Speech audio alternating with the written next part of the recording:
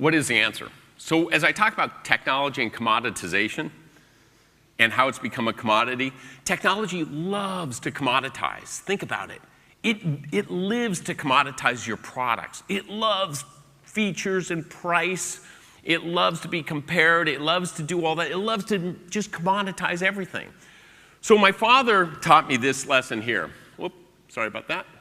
Bought versus sold. If you just draw that continuum up there of bought versus sold, he was in the insurance business.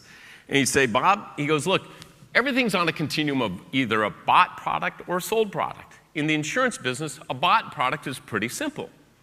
I buy a car in the United States. I have to and should and will and know I need to buy auto insurance. So when I go out looking at it, it's a bought product. I look at features, I look at price. It's information-based. It's very commoditized. As I move this way, I might have a child now or get married, and all of a sudden I start thinking about life insurance. Somebody has to come in, and it becomes more of a sold product. Somebody has to come in and tell me the story. Somebody has to explain it to me a little bit more and start to sell me on it. Down at this end, there's other insurance products that he would talk about that are very sold product. You really need to be in there. It's really a sold product. And the sold products, the more they're sold, the more they're story-based, it's emotion-based, it's about the whole value, right? It's a unique offering. So this bought versus sold continuum to me is extremely important. And I contend that with technology, it loves to push everything this way towards commoditization. And if you're going to allow it to push you this way, you're going to be doing all your competition on price. And to me, in the United States, your competitors are Amazon and Walmart, Target.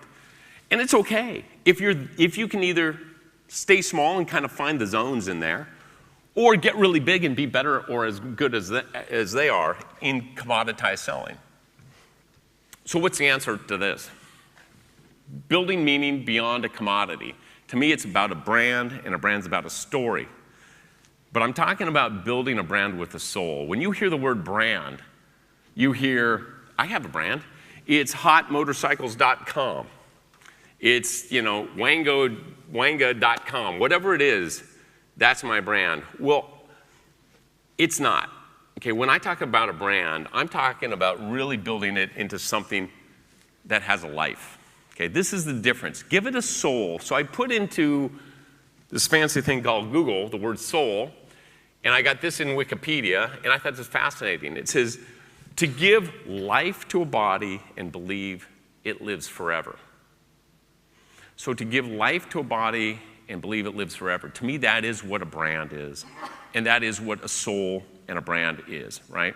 You can step away from the business. People give it attributes. People think of it differently. They get excited about it differently than just a product, right? If you move, we've seen this before. Great brands go away. They go bankrupt, things like that. People come along, they write a check to buy that brand, they rekindle it because that brand has meaning. It has a soul. It has a life. So when you look at these guys, before I get to them, this is Nick Graham. So Nick built Joe Boxer. Joe Boxer, a brand out there of basically undershorts, and he built it to a $1 billion plus company. And Nick's got another company, but this is my favorite saying around brands. The brand is the amusement park, the product is the souvenir. So I go to Disneyland. I go with my kids and my family. We have a great time. I go on the rides. We see everything's just groomed and managed, and there's sounds and there's characters, and there's all this experience pouring into me. My brain remembers, and etc. And I buy an item, a pair of sunglasses. I buy something from there, and I walk home with it. And when I bring it out a month later, 2 months later, and I look at it, I don't see a pair of sunglasses. All those emotions come living right back on top of me. So to Nick, the brand is the amusement park. The product is the souvenir. So he's saying, build your amusement park. You look at these guys as examples. Apple doesn't sell computers, right? BMW, cars. Red Bull, I'm not even sure what they sell anymore, but I know where they started. But they got guys jumping out of freaking space balloons, right? It's incredible. Costco. So Costco is our wholesale club. I think it's here too also, right? So Costco, it doesn't have to be about price. It doesn't have to be a premium price. When I think about Costco, I get excited. I'm like, I can't wait to go down there and buy, truckloads of toilet paper to fill up my garage, right? But I get excited about these things. These are brands that mean something. I can feel it, I can smell it, I can taste those things. All my senses start to fire off because they look at it differently. So this is the founder of Starbucks. His name's Howard Schwartz, right? And he built Starbucks into a phenomenon out there. It's a multi-billion-dollar company. When you hear Howard on stage talking or at keynotes or talking in front of any audience or even giving interviews, Howard does not talk about coffee. He doesn't talk about mochas. He doesn't talk about lattes. Howard talks about this, people and the third place.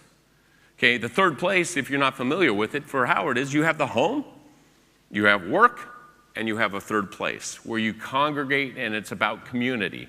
Community is a very, very powerful thing. It's a common thread in all of these things.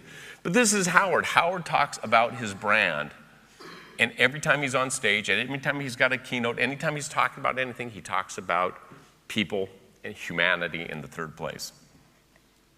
This is Nick Woodman. You may know Nick as the founder of GoPro. Attaboy. So GoPro, a multi-billion-dollar success. Okay, think about it. There's a GoPro sitting right there. I got a GoPro. I mean, in essence, I got a video camera here. It's a video camera. He went public for billions. You know what he did? He created a brand. Actually, what he did is Nick allowed the community to build his brand. He gave them a tool, allowed them to run out with this tool around the world.